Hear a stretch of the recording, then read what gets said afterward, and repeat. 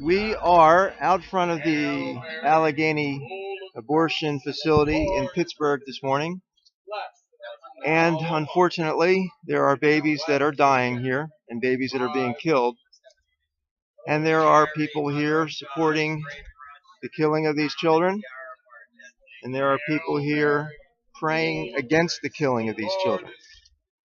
And we have the privilege of talking to Mary Bruff, and she's a faithful defender of the unborn, and she wants to tell us about an exciting new project she's involved with. So thanks for being with us, Mary.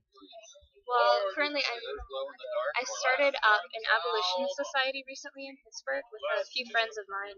And basically what we do is we mirror what the abolitionist societies during slavery did, which was engage the culture, really bring into what happened to the slaves into conflict with the apathy of the culture.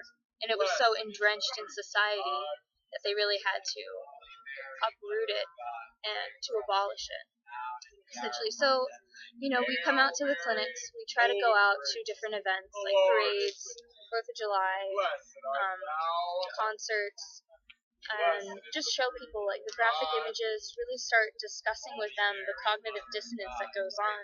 Because you won't find one person today that thinks slavery is alright, but a few hundred years ago, that was the majority of people thought that slavery was okay, and even if they didn't, they were apathetic towards it, and they thought, well, it's not really my choice to, my plantation, my prerogative. What we hear now is my body, my choice. So we leave drop cards around that really try to destroy pro-choice slogans, or that really call into conflict what's happening to the babies now, which is very similar. Because back during slavery, they dehumanized African Americans in order to justify what they did to them. Well, today we dehumanize the preborn in order to lead them to destruction. And there's so many lies around it that we just want to break down.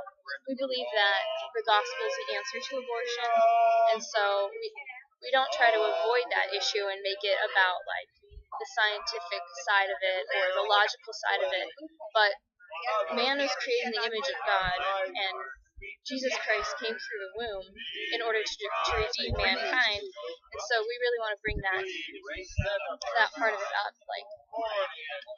That's so amazing. Whose womb did Jesus come through?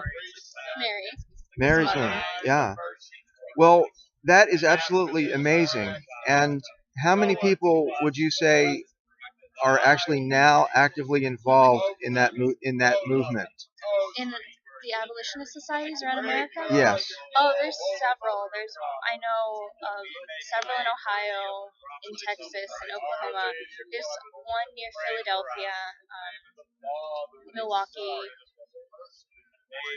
Omaha. They're popping up everywhere. So it's kind of like people are finally getting it and catching the vision and realizing that the church and Christians need to stand in the gap.